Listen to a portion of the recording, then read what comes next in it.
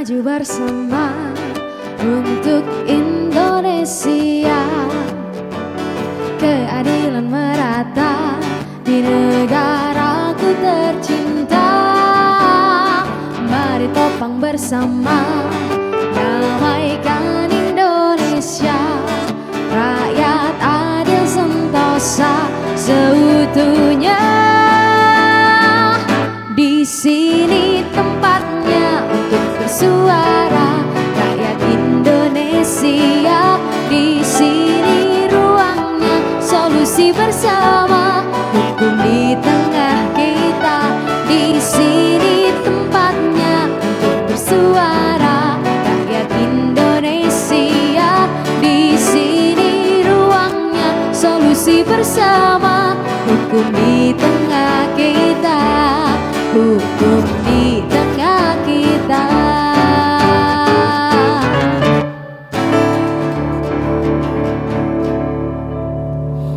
Wolak-walik zaman.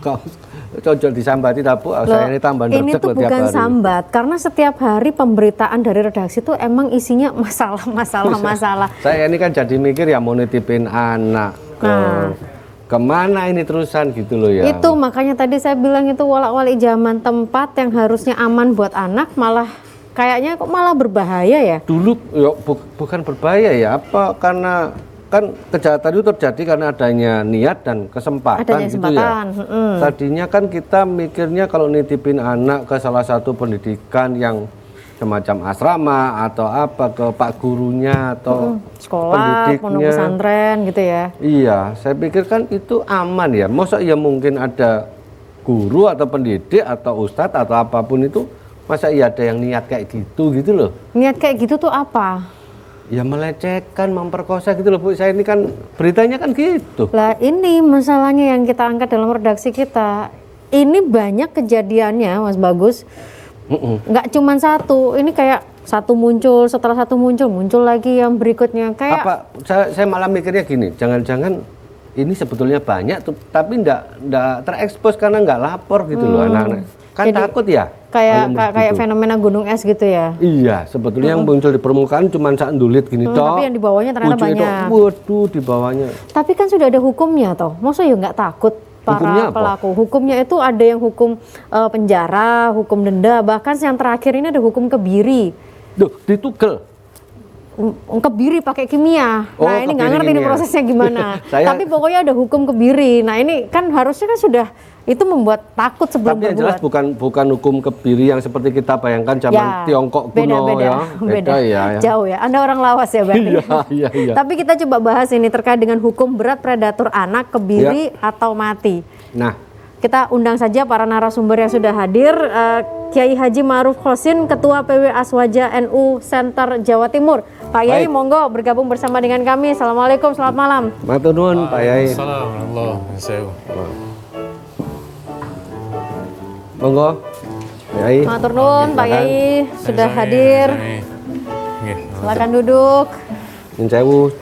3 orang narasumber lainnya ini hadir tapi lewat line Zoom Mas Bagus. Tapi kita tetap aja hadir ya. Ini ada Pak Ivan Joko Wibowo SHMH Kasipidum Kejari Mojokerto. Pak Ivan, selamat malam. Selamat malam Mbak. Selamat malam Pak Ivan.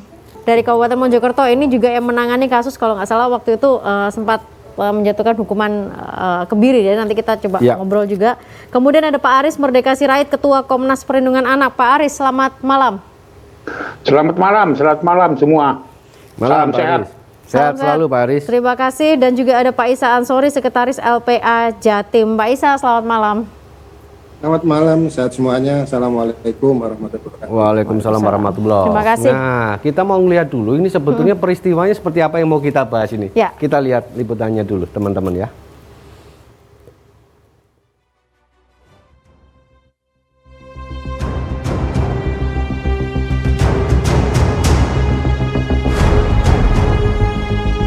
Pemirsa, kasus kekerasan seksual pada anak sepertinya tak ada habisnya.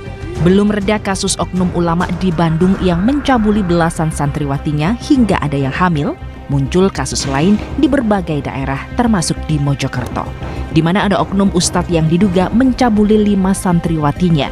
Kasus pencabulan yang dilakukan oknum pengasuh pondok pesantren di Kabupaten Mojokerto itu berkasnya sudah lengkap dan dilimpahkan ke Kejaksaan Negeri setempat.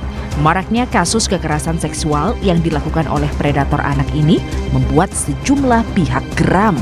Mereka mendesak aparat penegak hukum bisa memberikan hukuman yang setimpal kepada pelaku. Bukan hanya hukuman kebiri, beberapa pihak juga mengusulkan hukuman mati kepada predator anak ini. Apalagi vonis hukuman kebiri ternyata tak membuat pelaku predator anak menghentikan aksinya. Hukuman kebiri kimia di Indonesia pertama kali dijatuhkan kepada Aris, pelaku pemerkosaan terhadap 9 anak di Mojokerto pada awal Mei tahun 2019. Vonis kebiri kimia juga pernah dijatuhkan kepada Rahmat Santoso, guru pramuka yang mensodomi 15 siswa binaannya di Surabaya pada 18 November 2019. Namun, dalam peraturan pemerintah atau PP nomor 70 tahun 2020 tentang tata cara pelaksanaan kebiri kimia, pelaku harus melewati penilaian klinis meliputi wawancara klinis dan psikiatri, pemeriksaan fisik dan pemeriksaan penunjang. Penilaian klinis yang dilakukan 9 bulan sebelum bebas dari pidana pokok itulah yang menentukan pelaku layak atau tidak menjalani hukuman kebiri kimia. Karena celah itulah berbagai pihak, terutama aktivis perlindungan anak, mendesak pemerintah memberikan hukuman yang lebih berat kepada pelaku predator anak ini dan tak menutup kemungkinan dengan jeratan hukuman mati. Waduh, horor ya. Horor, tapi kayaknya tidak bagi pelaku karena makin banyak kejadian-kejadian yang ada. Kita langsung ke Pak Aris dulu. Pak Aris menyoroti terkait dengan kondisi anak-anak kita yang rentan terhadap pelaku predator anak. Monggo Pak Aris. Terima kasih. Ya, yang pertama tentu salam sehat untuk kita semua. Amin, salam sehat. Yang pertama-tama tentu saya ingin sampaikan kondisi anak di Indonesia, khususnya anak-anak yang sedang menghadapi serangan persetubuhan itu cukup memprihatinkan. Karena sampai pertengahan Desember saja, mulai dari Januari, Komnas Perlindungan Anak mendapatkan pelaporan pelanggaran terhadap anak itu 58% itu didominasi oleh laporan kejahatan seksual. Belum lagi ditambahkan dengan peristiwa kekerasan yang minggu-minggu ini cukup memprihatinkan kita semua. Ada 2.726 kasus yang pelanggaran terhadap anak dimulai sejak Januari 2020 sampai pertengahan Desember tahun ini. 58% itu didominasi oleh kejahatan seksual. Dan kejahatan-kejahatan itu dilakukan justru oleh orang terdekat. Kita baru mendengar kira-kira 2 minggu yang lalu di mana di Padang Kota 2 orang putri berusia 5 dan 7 tahun itu mendapatkan serangan persetubuhan dari kakek kandungnya sendiri, dari paman kandungnya sendiri, abangnya dan juga sepupu dari korban, dan disinyalir juga saat ini sedang dalam proses pemeriksaan dilakukan oleh tetangga dari korban itu. Belum lagi kita Komnas Perlindungan Anak itu menerima laporan di Lenteng Agung dalam bentuk sodomi yang sudah dilakukan oleh salah seorang yang punya latar belakang sebagai guru dan dosen, itu melakukan kejahatan seksual atau serangan persetubuhan dalam bentuk sodomi. Lalu kemudian juga kita dengar di Mojokerto, kemudian di Sidoarjo, di daerah wilayah-wilayah yang sangat religius, tetapi ternyata pelaku-pelakunya itu adalah orang yang mencederai dan melukai masa depan anak-anak. Jadi ini situasi yang terkonfirmasi di mana kejahatan seksual itu bukan saja dilakukan orang per orang, tetapi juga dilakukan secara bergerombol. Ya, saya kira apa yang kita kenal dengan gang rape atau perkosaan atau persetubuhan atau apa yang kita kenal dengan serangan persetubuhan dengan bersama-sama. Dan pelakunya bukan hanya orang dewasa, Ini yang sudah sangat menakutkan, tetapi juga ada yang melakukan dilakukan atau pelakunya adalah anak yang berusia di bawah 12 tahun dan korban-korbannya 5 dan 7 tahun. Baik. Ini fenomena yang sangat menakutkan seperti yang sudah ada PT yang kita tonton tadi. Ini situasinya. Baik Pak Aris. Nanti kita coba konfirm juga terkait dengan bagaimana penegak hukum, karena hukum ada tapi sebenarnya tidak membuat takut. Dan yang di Jawa Timur atau Surabaya sendiri seperti apa gitu ya? Ya. Baik. Kita rehat dulu ya.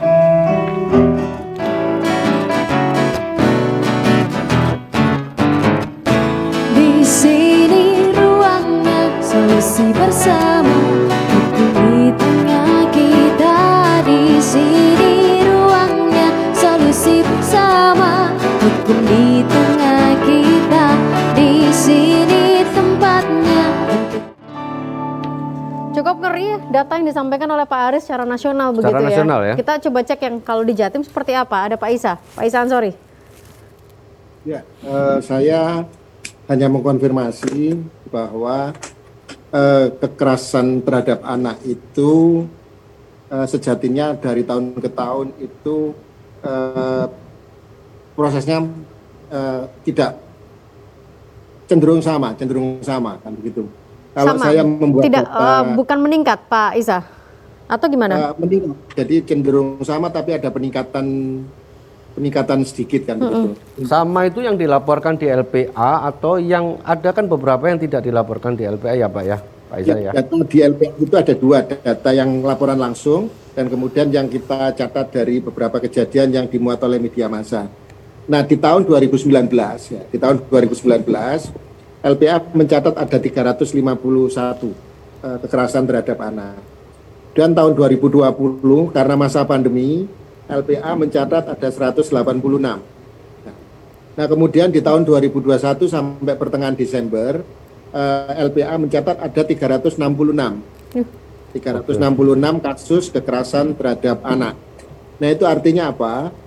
Bahwa kekerasan terhadap anak dari tahun ke tahun itu relatif sama dan cenderung peningkatannya tidak terlalu banyak.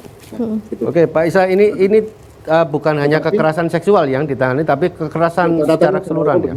Nah, tahun 2020 ke tahun 2021 ada peningkatan sekitar 100%, dari 186 ke 366 kan gitu. Nah, kekerasan seksual yang terjadi pada tahun 2021 itu tercatat ada 95. Oke, ada 95 itu berarti sekitar 33% ya.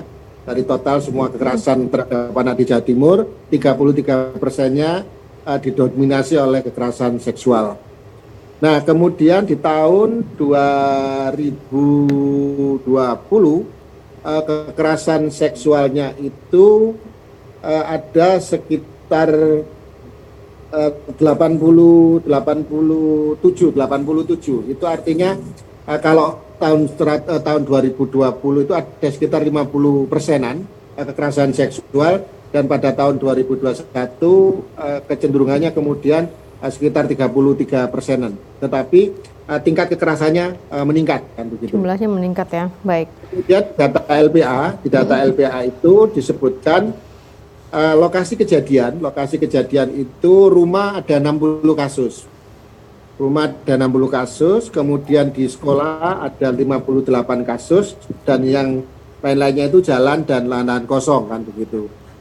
Nah artinya apa? Bahwa rumah dan sekolah yang mestinya itu aman bagi anak ya. juga berbahaya ya. Dibayangkan lagi kemudian di luar rumah dan sekolah kan begitu. Nah kemudian kota-kota mana yang kira-kira kejadiannya cukup banyak? Surabaya itu ada 47 kasus, Trenggalek ada 38 kasus, Gresik ada 23 kasus, Sidoarjo ada 13, Batu ada 12 kasus, Lumajang, Tulungagung ada 11 kasus, Malang ada 9 kasus, Mojokerto ada 8 kasus, dan Sumeneb ada 6 kasus.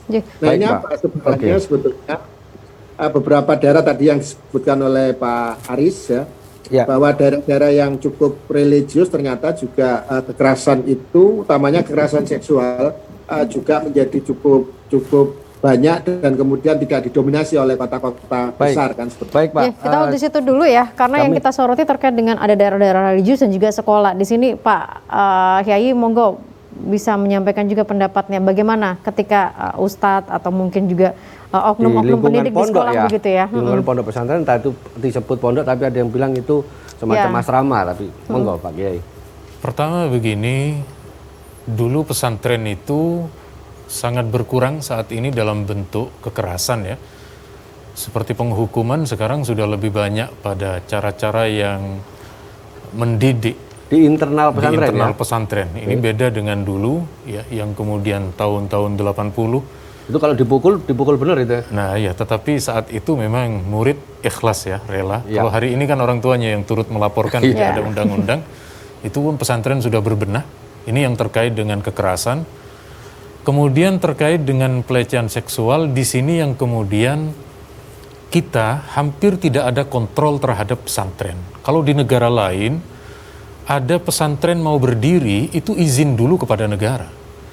Dulu di negara kita, di Jawa dan lain sebagainya itu, pesantren itu tumbuh dari seorang tokoh masyarakat, dia mendidik warga sekitarnya, membangun asrama, kemudian masyarakat punya kontrol, terus berkembang menjadi lembaga pendidikan dan mencetak beberapa insan-insan mulia dari sana. Hari ini tidak. Begitu tiba-tiba ada sebuah lembaga berdiri megah, warga di sekitar tidak tahu siapa yang datang, kemudian tidak ada kontrol juga. Lah, ternyata yang kemudian rawan terjadi yang semacam ini. Dan ini sekali lagi, kemarin Asosiasi Pondok Pesantren di bawah naungan NU itu menyatakan itu bukan pondok pesantren, semacam asrama. Dan tanpa izin berarti? Dan Kemenak sudah menyatakan itu tidak ada izin, bahkan sudah menutup dan kemudian sudah memulangkan. Dan masyarakat tidak tahu terkait dengan hal itu begitu ya? Betul, jadi sekali lagi pesantren itu ketika dia tumbuh di kalangan masyarakat itu dia akan terbina dengan masyarakat sekitarnya. Harusnya seperti apa Pak Kyai? Kalau mendirikan pesantren harus pakai izin atau harusnya seperti apa? Kalau seperti apa? Kemudian yang sesuai dengan kriteria pesantren itu kan ada asrama, ya, ada tempat ibadah, ada kurikulum pendidikannya, ada kiainya. Nah, ini yang kemudian hari ini seolah, karena sekali lagi ya di Indonesia itu kiai, ustadz itu tidak ada standar. Jadi apakah harus lulusan pesantren ataukah seperti apa? Tiba-tiba masyarakat menggelarinya kiai tanpa diketahui bagaimana rekam jejak dari awal, kemudian akhlaknya, bagaimana moralnya, pengetahuannya, tiba-tiba ditokohkan. Dan yang kita tahu dari pesantren-pesantren klasik yang ada tumbuh di Indonesia, ini mengalami pendidikan ilmu agama yang cukup ketat, puluhan tahun bahkan, kemudian ditempa dengan akhlak yang juga cukup lama, sehingga meskipun para kiai ini hidup di tengah-tengah pondok pesantren putri, mereka punya rem, mereka punya kontrol, punya kendali, bahkan justru melindungi terhadap santriwatinya ini, sehingga berhasil mencetak hafidhah, mencetak santri. Berarti problemnya di sini karena tidak ada kontrol berarti ya, dan betul. Yang mungkin ada yang tiba-tiba berdiri secara liar, ada yang tiba-tiba disebut sebagai tokoh agama. Atau kita ke Mojokerto dulu ya, ini ada Pak Ivan. Pak Iwan. Caratannya bagaimana ini dari teman-teman Kejari? Ya, yang di Mojokerto Pak Iwan. Ya, terima kasih untuk beberapa perkara yang ada di Mojokerto, kemudian yang kemarin baru kita lakukan tahap 2. Memang perkara itu dilakukan oleh tenaga pendidik, jadi itu dilakukan oleh oknum Ponpes. Seperti yang kita ketahui, Undang-Undang Nomor 17 tahun 2016 pasal 81 ayat 3 itu ada perluasan dibandingkan dengan Undang-Undang Nomor 35 tahun 2014, di mana pasal 81 ayat 3 Undang-Undang 35 tahun 2014 itu orang-orang atau pelaku-pelaku yang dapat dikenakan hukuman tambahan sepertiga itu hanya ada 5 kategori, yakni orang tua, wali, pengasuh anak, pendidik, dan tenaga pendidik. Sedangkan untuk undang-undang yang terbaru, yakni Undang-Undang Nomor 17 tahun 2016, perubahan kedua tentang Undang-Undang nomor 23 tahun 2002 tentang perlindungan anak itu diperluas menjadi 8 kategori. Yang pertama adalah orang tua, yang kedua adalah wali, orang yang ada hubungan keluarga, yang ketiga. Yang keempat adalah pengasuh, kemudian kelima adalah pendidik, keenam adalah tenaga pendidik, yang ketujuh adalah aparat yang menangani masalah anak, kemudian yang kedelapan adalah perbuatan yang dilakukan bersama-sama, secara bersama-sama kepada korban. Jadi kemarin perkara yang baru kami lakukan tahap 2 itu masuk dalam kategori pasal 81 ayat 3. Pak Ivan, jadi salah satu kategori. Pak Ivan, mohon maaf, kalau untuk yang perkara Aris yang sudah ditangani, sudah ada vonis Kebiri, begitu? Ya. Kabarnya seperti apa? Sudah dilaksanakan? Untuk perkara Aris, Muhammad Aris itu memang sudah inkrah untuk dilakukan pidana tambahan atau hukuman tambahan, yakni kebiri kimia. Prosesnya sudah dilakukan, Pak? Sesuai dengan PP nomor 70 tahun 2020 tentang pelaksanaan kebiri kimia, tentunya kami harus menunggu pidana pokoknya selesai dulu, seperti itu. Oh, baru itu kemudian kebirinya dilakukan. Maksudnya gitu ya? Pidana pokoknya selesai dulu gimana Pak Ivan? Penjaranya selesai lebih dulu? Ya, pidana pokoknya yang dijatuhkan kepada Muhammad Aris ini harus selesai dulu. Itu sebagaimana tersebut dalam PP nomor 70 tahun 2020. Oh, selesai dulu masa hukuman, setelah itu dilanjut kebiri begitu. Vonisnya 12 tahun ya, Pak Ivan ya? Betul sekali. Sesuai dengan pasal 7 ayat 3 itu. Jadi kementerian yang membawai kementerian pemerintah yang membawai masalah hukum atau Menkumham itu nanti harus menyurat kepada jaksa eksekutor 9 bulan, minimal 9 bulan sebelum hukuman atau pidananya selesai untuk dilakukan kebiri kimia. Oke. Baik. Tidak serta merta jadinya begitu ya. Tidak karena menunggu pidana utamanya dulu ya. Baik. Kita rehat dulu, Mas Bagus. Silakan.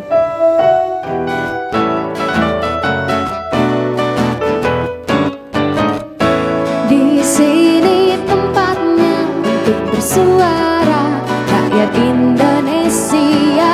Di sini ruangnya solusi bersama, hukum di tengah kita. Di sini tempatnya. Baik, saya ke Pak Ivan sebentar kembali menegaskan Pak, artinya hukuman kebiri ini untuk mereka-mereka tambahan kepada para pelaku yang tadi orang tua, keluarga dekat, kemudian tenaga pendidik begitu ya Pak Ivan ya. Tidak semua serta-merta ditambahi atau mendapatkan hukuman kebiri terhadap predator anak. Ya. Jadi untuk hukuman kebiri kimia itu sesuai dengan Undang-Undang nomor 17 tahun 2016 itu diatur dalam pasal 81 angka 7 yang mana itu dapat diberikan kepada pelaku yang nantinya terbukti melakukan tindak pidana yang diatur pada pasal 76D dan pasal 76D ini tentunya dibarengi dengan ayat 4 dan ayat 5 dan. Jadi bukan serta-merta atau tetapi dan. Jadi dua-duanya harus terpenuhi. Di mana yang ayat 4 itu penambahan sepertiga dikenakan pada orang yang pernah dipidana atau residivis. Dan yang kelima, tindak pidana yang dilakukan menimbulkan korban lebih dari satu, atau korban ini luka berat atau gangguan jiwa atau penyakit menular, terganggu fungsi reproduksinya atau korban meninggal dunia. Seperti itu. Jadi ini dan bukan atau. Jadi harus terpenuhi 81 ayat 4 dan ayat 5. Baik Pak Ivan. Saya ke Pak Aris. Pak Aris, apakah hukuman itu cukup untuk membuat predator anak ini jera atau bahkan yang diperlukan sebenarnya hukumannya sampai dengan hukuman mati, Pak Aris?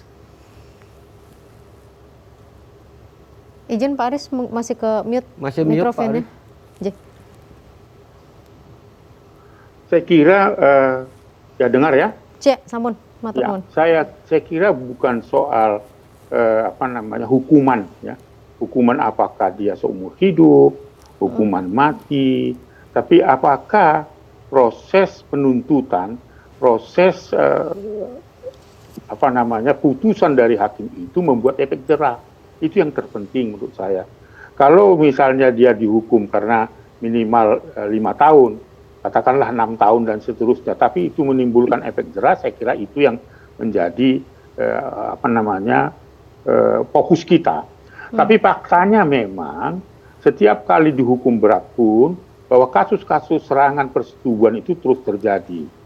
Nah, tetapi saya kira apa yang dilakukan oleh kawan-kawan di kejaksaan yang sudah maksimal melakukan tuntutan, selain tuntutan tadi ya, tambahan kalau itu dilakukan oleh orang tua kandung, tenaga pendidik, orang yang punya hubungan keluarga dan sebagainya, bisa ditambahkan 1/3 dari pidana pokoknya. Saya kira Indonesia mempunyai produk hukum yang sangat luar biasa. Kalau kita kaitkan dengan konten Konvensi PBB tentang hak anak, Undang-Undang 11 tahun 2012 misalnya tentang sistem peradilan pidana anak, itu juga mengadopsi apa yang diatur di dalam Konvensi PBB tentang hak anak. Kemudian turunannya adalah Undang-Undang 35 tahun 2014, dan yang terbaru adalah Undang-Undang 17 tahun 2016 yang para predator-predator itu disamakan dengan tindak pidana khusus seperti narkoba, korupsi, dan terorisme. Ini sangat luar biasa. Di Indonesia tidak ada predator kejahatan seksual itu dihukum mati. Tetapi di Indonesia dengan tata laksana yang diatur oleh PP 70 2020, saya kira ini sesuatu yang produk hukum yang seharusnya membuat efek jerah. Tapi ini saat ini penerapan hukumnya masih sangat minimal, dan itu tadi bahwa masih banyak predator-predator kita itu, predator-predator kejahatan seksual itu masih sudah katakanlah sering kali lepas dari tuntutan karena 2 alat bukti tidak cukup, karena itulah hukum acara pidana kita. Itu yang menjadi kendala, di samping kejahatan seksual itu yang dilakukan saat ini modus operandinya secara tersembunyi, bahkan kejahatan seksual itu saat ini berada dalam situasi yang tersembunyi, sehingga sulit sekali kita menemukan saksi-saksi yang melihat perkara yang terjadi. Itu saat ini jadi fenomenal yang sangat menakutkan. Baik, terima kasih Pak Aris. Tetapi sedikit tambahan saja untuk bisa nanti Pak Kiai meneruskan itu. Memang di beberapa tempat ada yang tadi saya bersepakat ada kriteria pembuatan sebuah pesantren dan sebagainya. Saya kira standar ini yang mau nanti kita tidak lanjuti dengan Pak Kiai ya. Iya, itu supaya nanti ada bahan dari Pak Kiai menjelaskan itu, karena memang justru pompes-pompes yang punya izin, punya yang besar itu saat ini juga perlu dievaluasi karena memang sedang terjadi. Ya, saya tidak menyebutkan pompes mana, tetapi dari 2021 pompes yang saya anggap itu adalah seperti definisi yang disampaikan oleh Pak Yai itu terjadi, baik itu di Lampung, di Jawa Timur. Kita bisa bayangkan di Jawa Timur itu ada 5.000-an dilaporkan kepada pemerintah ada pompes yang berlatar belakang agama. Saya kira ini yang di Bandung tentu apakah itu kriteria dari pesantren atau tidak, di Cilacap dan seterusnya. Baik, saya kira Pak Yai, kita ke LPA dulu ya. Ke LPA dulu, oke. LPA dulu. Untuk Bapak. Pak Isa. Pak Isa. Catatan dari Pak Aris tadi terkait dengan penerapannya ada 2 alat bukti itu yang selalu saja menjadi alasan pelaku bebas. Yang agak menggelitik untuk ke Pak Isa. Kalau menurut Pak Isa sendiri, kebiri atau mati Pak hukumannya untuk predator anak ini? Yang cocok.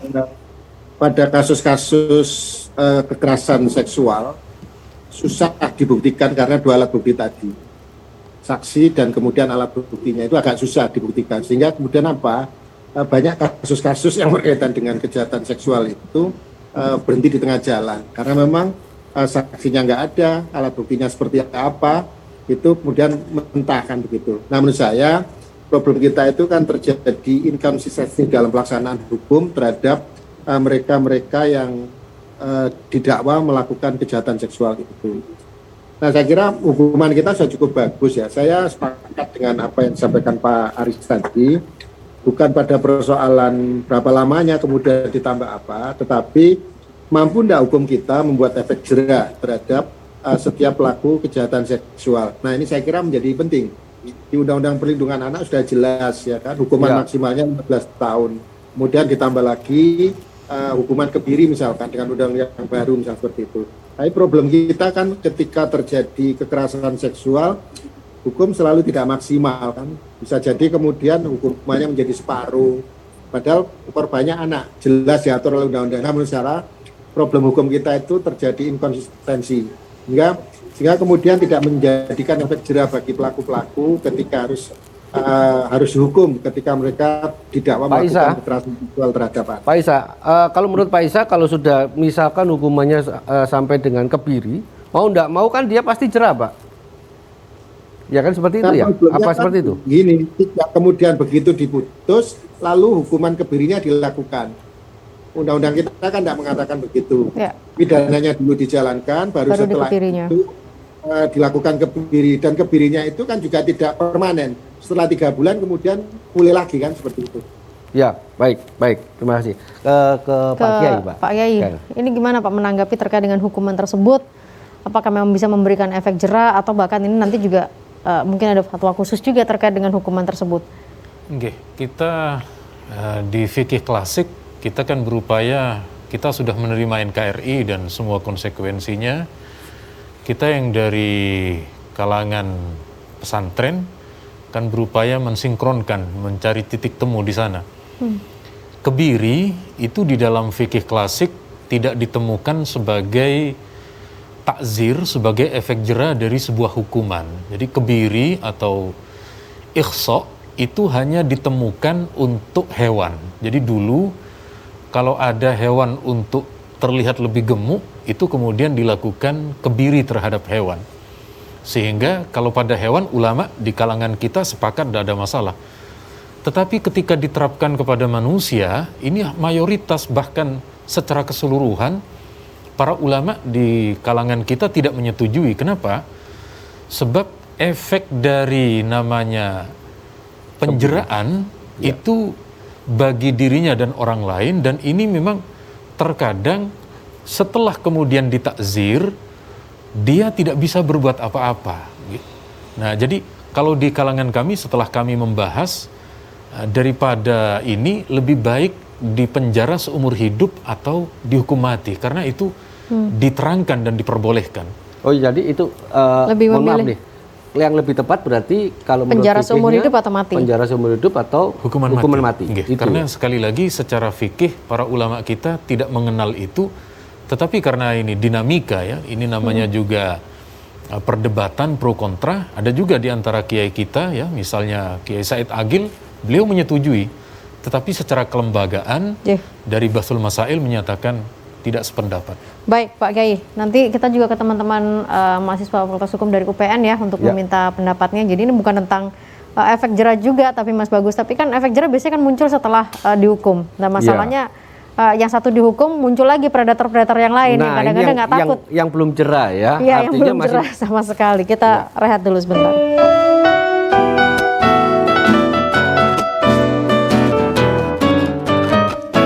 Di sini tempatnya untuk bersuara, rakyat Indonesia. Di sini ruangnya solusi bersama, hukum di tengah kita. Di sini tempatnya. Ke teman-teman mahasiswa UPN, monggo. Silakan, sebutkan nama. Yuk, cek. Sebelumnya, perkenalkan saya Faisal Alfarizi, salah satu mahasiswa Fakultas Hukum UPN Veteran Jawa Timur.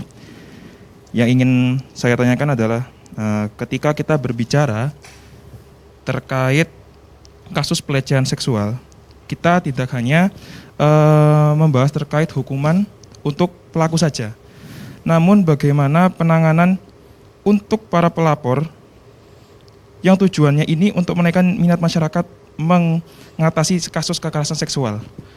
Apa peran negara dalam melindungi korban kekerasan seksual? Karena ketika korban melapor akan timbul dampak secara sosial maupun dampak psikis yang akan dialami oleh korban setelah melapor. Dari saya cukup. Oke. Terima kasih. Terima kasih. Ada lagi? Pertanyaan dari UPN? kedua, silakan. Selamat malam, saya Ahmad Rafiq dari Fakultas Hukum UPN Veteran Jawa Timur. Yang saya tanyakan mungkin lebih ke penerapan kebijakan pemerintah daerah ya dalam melakukan pencegahan kekerasan anak. agar dapat optimal dan sesuai dengan sub-urusan pemerintah daerah bidang pemberdayaan perempuan dan anak. Karena yang kita tahu sendiri efek dari kekerasan terhadap anak ini sangat begitu besar sekali, apalagi pada psikologis anak tersebut. Terima kasih. Oke, Baik, ini 2 pertanyaan nanti mungkin dari teman-teman Pak Aris dan juga Pak Isa begitu ya. Tapi saya ke Pak Ivan dulu. Pak Ivan, hukum kebiri oke, ada aturannya. Untuk hukuman penjara seumur hidup atau mati untuk predator anak belum ada ya? Atau gimana? Untuk hukuman seumur hidup atau mati sampai sekarang belum ada. Cuma di pasal 81 Undang-Undang Nomor 17 Tahun 2016 itu ada pemberatan di ayat 5. Nah, itu yang sebelumnya yang ayat-ayat lain itu minimal 5 tahun, maksimal 15 tahun. Untuk khusus pasal 81 Undang-Undang 17 tahun 2016 tentang perubahan kedua itu diperberat menjadi minimal 10 maksimal 20 tahun. Maksimal 20 tahun. Ya, sampai dengan 20 tahun ya. Pak Ivan boleh sepintas saja menjawab terkait dengan apa yang tadi disampaikan Pak Aris dan juga Pak Isa. Yang paling susah adalah masalah pembuktian itu yang sering mental Pak terhadap laporan-laporan predator anak. Ya, untuk sampai sekarang kami selalu berkoordinasi dengan penyidik. Kami lebih aktif untuk perkara-perkara yang korban atau yang menjadi korban seksual adalah anak. Kami lebih proaktif kepada penyidik, kami memberikan asistensi sehingga pembuktian dapat kami lakukan pada saat pra penuntutan. Jadi hubungan kami sangat erat, kemudian nanti dari pra penuntutan itu kami sudah matang dalam hal unsur formil dan materialnya.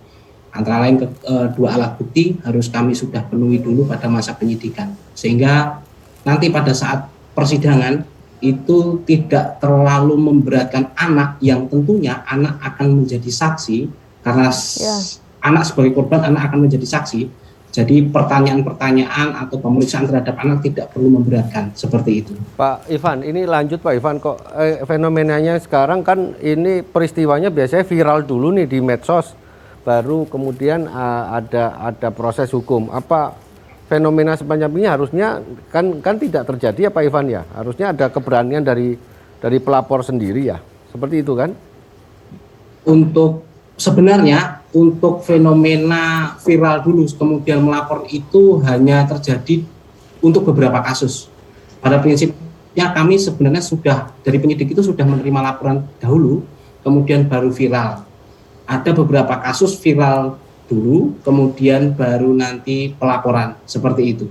Untuk masalah keberanian pelapor itu, kami di Kejaksaan itu juga mengusahakan usaha-usaha preventif, yaitu pencegahan dengan memberikan penyuluhan kepada masyarakat, baik itu anak, baik itu orang tua, bagaimana harus bersikap, bagaimana mengenali ciri-ciri dari predator seksual ini, bagaimana mengenali ciri-ciri. Jadi kami lebih dekat kepada mereka dengan cara penyuluhan kepada masyarakat, baik itu anak di sekolah. Pak Ivan, sekalian Pak Ivan, ciri-cirinya seperti apa predator anak ya yang ditengari oleh pihak Kejaksaan?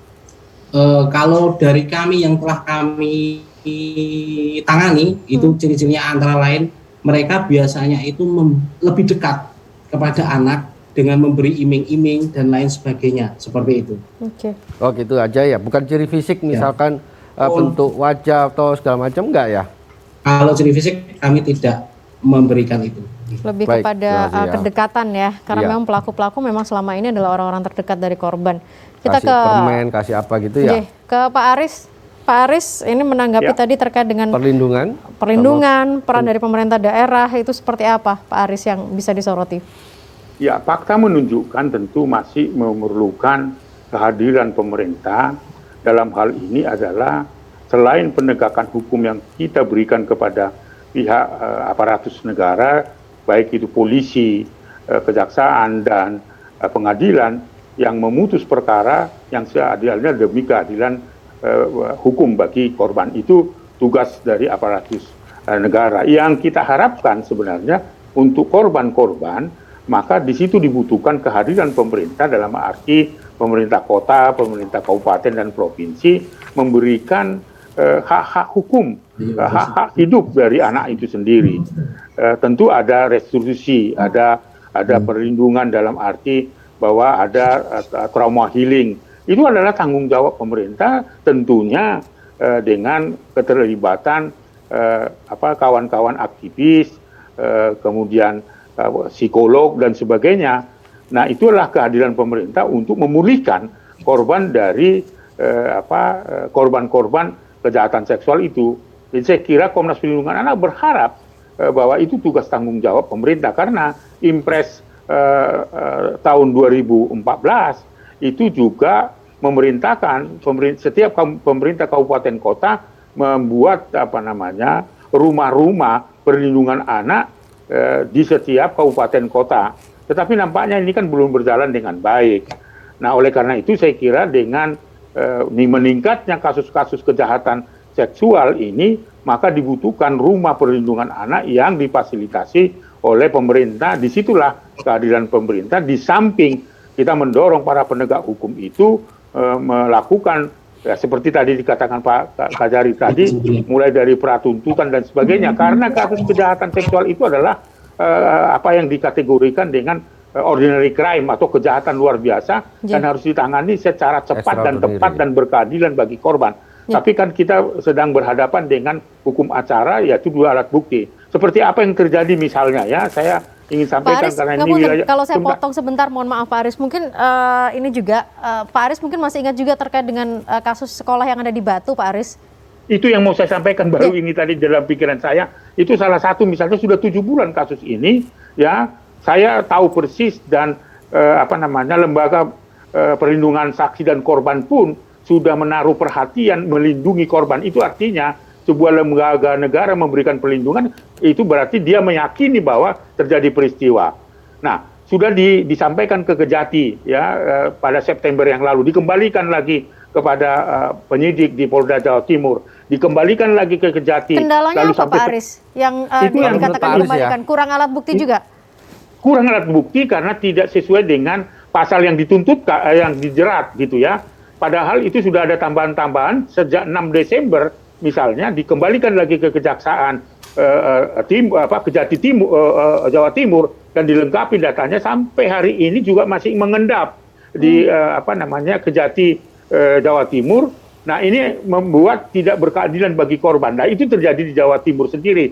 Pak Kajari, saya kira hukuman yang seumur hidup sudah dilakukan di PN Sorong dan di Bangkalan, ya. Saya kira ini peristiwa yang perlu diapresiasi. Tapi yang mau saya katakan, kasus di Selamat Pagi Indonesia saat ini sedang mengendap. Apa persoalannya tidak tahu. Balik lagi mulai dari P18, balik lagi P19, balik lagi sudah dilengkapi. Betul. Kembali di P19, lalu kemudian sekarang sampai hari ini sudah hampir 14 hari kasus itu mengendap di Kejati. Cukup lama, itu kan ya, ini tidak ya? berkeadilan bagi korban begitu. Baik Pak Aris, 7 bulan caratannya dan ya itu tadi alat bukti. Pak Isa menambahkan, karena ini juga terjadi di Jatim. Enggak, tapi nambahnya nanti aja deh. Oh, oke, kita saya mulai puyeng ini soalnya ini, ya. Baik. Mikir.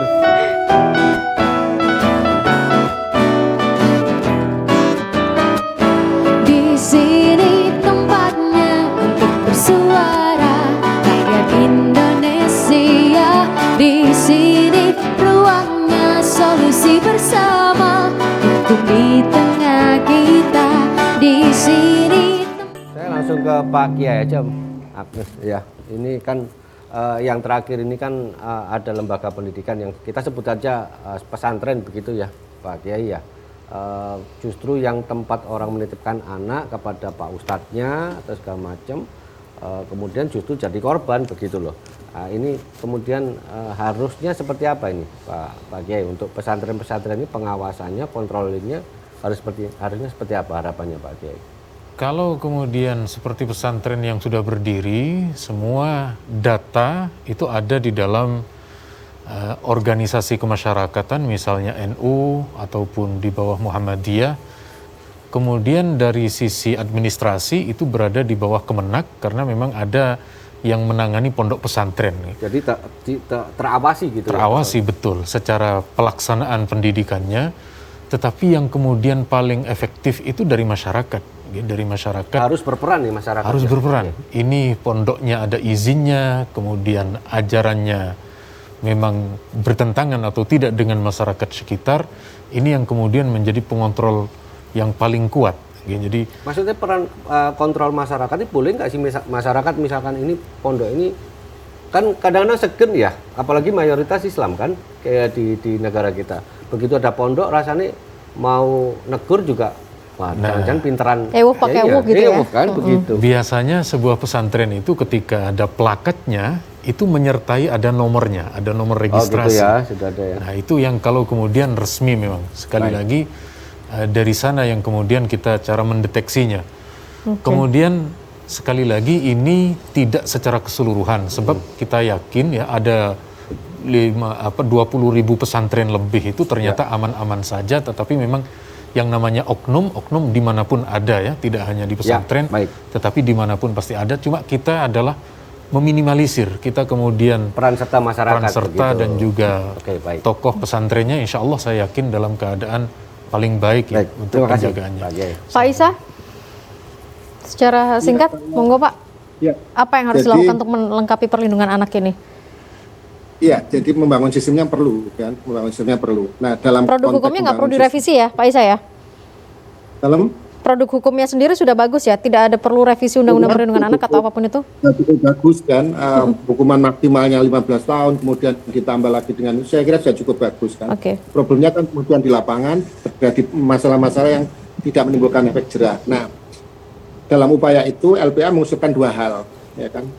Pertama, LPA dalam kurun waktu 2020-2021 melakukan pendampingan dan penilaian sekolah ramah anak. Ini upaya untuk mencegah kekerasan di sekolah. Sehingga kemudian LPA melakukan pendampingan, kemudian penilaian apa saja yang diperlukan supaya proses belajar itu menjadi ramah dan melindungi anak. Kemudian yang kedua, yang dilakukan oleh LPA adalah mendorong pemerintah daerah lewat surat edaran Bupati Wali Kota adanya sistem perlindungan anak di tingkat RT, namanya Sparta. Sehingga kemudian diharapkan kalau kemudian di tingkat RT itu masyarakat terlibat dalam proses pengawasan, saya kira upaya untuk menekan terjadinya kekerasan, utamanya kekerasan seksual, bisa dilakukan dengan baik dengan melibatkan seluruh masyarakat. Terima kasih. Itu menjadi penting. Terima kasih Pak Isa. Pokoknya singkat, saya ke Pak Ivan langsung. Pak Ivan menanggapi tadi apa yang disampaikan Pak Aris. Banyak kasus-kasus sering balik Pak Ivan. Singkat Pak Ivan, monggo. Untuk kami di Kejaksaan Negeri Kabupaten Mojokerto tentunya untuk hal-hal kasus-kasus sering balik itu kami tetap akan melakukan koordinasi lebih awal dengan penyidik untuk kelengkapan formil material. Jadi kami mengadakan koordinasi lebih awal semenjak atau setelah kami terima SPDP, kami langsung melakukan koordinasi seperti itu. Bagaimana syarat-syarat formilnya, pasal apa yang akan dipasang, kalau pasal ini, pasal 81 harus terpenuhi, ini kami lakukan koordinasi lebih awal. Seperti itu kalau yang kami lakukan di Kejaksaan Negeri Kabupaten Mojokerto. Tidak ada batas waktu ya Pak Ivan ya, misalnya katakanlah semenjak terima SPDP, ini harus selesai dalam waktu sekian hari begitu, jadi supaya tidak terlalu berlarut-larut, kasihan juga kan terkait dengan korban. Kalau masalah waktu itu sudah ditentukan dalam undang-undang. Tentunya apabila nanti pelakunya ditahan, tentunya kita ada jeda waktu atau batasan waktu penahanan dari si tersangka. Tapi setelah kita terima SPDP, kita langsung menerbitkan P16, jaksa peneliti atau untuk mengikuti perkembangan perkara. Jaksa itu juga yang harus langsung melakukan koordinasi dengan penyidik agar terpenuhi syarat-syarat formil dan material. Baik. Terima kasih Pak Ivan. Kita lanjut ke Pak Aris, singkat, padat. Gimana Pak Aris, harapannya atau apa? Harapan saya Pak? Karena ini adalah konsumsi publik Jawa Timur untuk kasus Selamat Pagi Indonesia yang sudah 7 bulan parkir, tidak tahu perkembangannya. Saya kira ini juga harus menjadi perhatian Kejati, dalam hal ini juga Polda Jawa Timur. Mari kita tegakkan karena ini terlampu berlarut-larut dan kemudian koordinasinya juga tidak baik. Yang kedua untuk Pompes, saya kira kita mendorong memfungsikan tugas dan fungsi Kemenak yang ada di Jawa Timur untuk melakukan evaluasi pemeriksaan di seluruh Pompes yang baik itu punya izin maupun tidak punya izin. Karena data kami juga, saya tidak menyebutkan Pompes apa, itu juga terjadi yang mempunyai izin dan cukup santriwatinya juga sangat banyak dan sebagainya.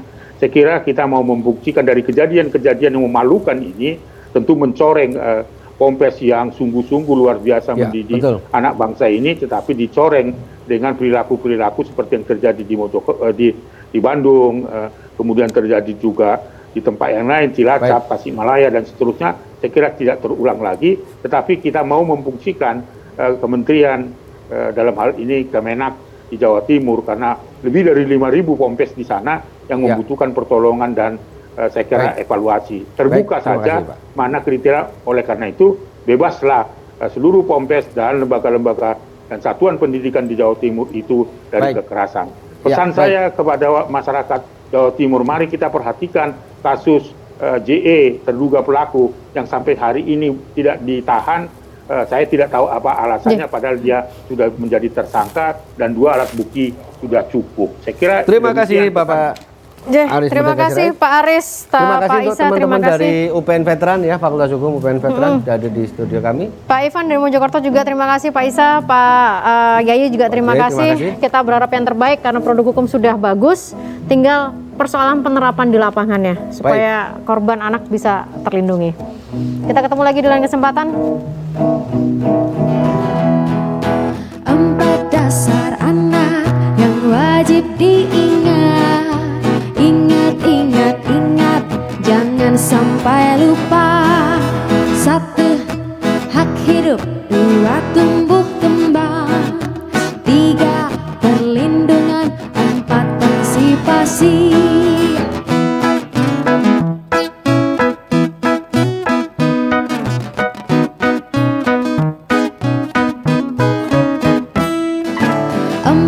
Dasar anak yang wajib diingat. Ingat, jangan sampai lupa. 1. Hak hidup. 2. Tumbuh kembang. 3. Perlindungan. 4. Partisipasi. Hidup penuh kasih sayang kan